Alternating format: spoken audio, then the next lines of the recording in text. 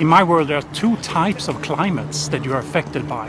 One that I'm obviously affected by right now is heat and humidity here in Atlanta, middle of the summer. But there's also another side of climate. Stay tuned for more.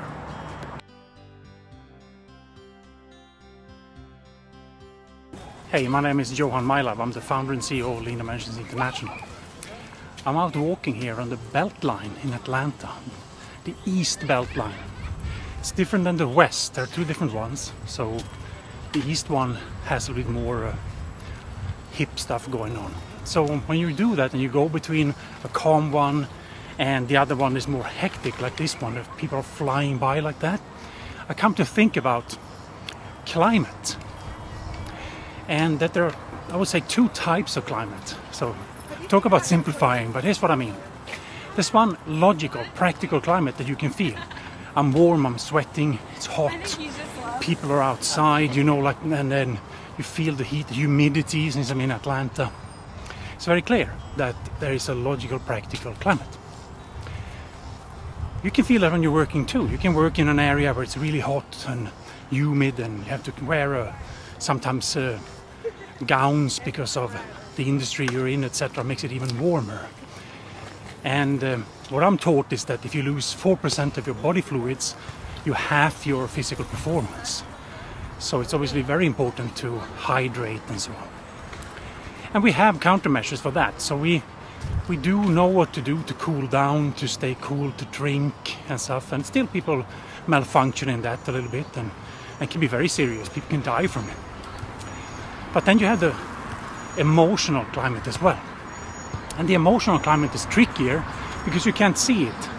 It's something you feel. And not everybody is sensitive to it. Or I would say everybody's sensitive to it. It's just that we choose to ignore how we feel about certain things.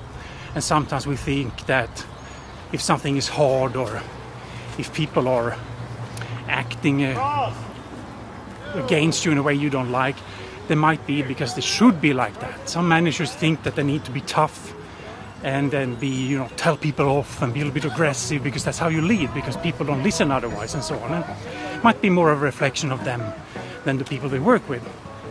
But in any case, that emotional feeling, that culture you have around you has a very similar effect as the physical culture. If it's hot and humid and smelly and hard to work in physically, you can have a equivalent emotionally as well. It's important for leaders and managers in an organization to try to understand what the climate is like. It really is like for people who actually work in that climate, not for people who distance themselves a little bit and sit in a satellite building or something like that. But what is it really like to be affected by the leadership, to be affected by the team that you work with, etc. I don't know if you think about things like that, but I do. I like and share this because other people certainly think about it. I'd love to talk to you about it too, so send me an email and we'll talk more about that for sure. And as always, thank you so much for listening.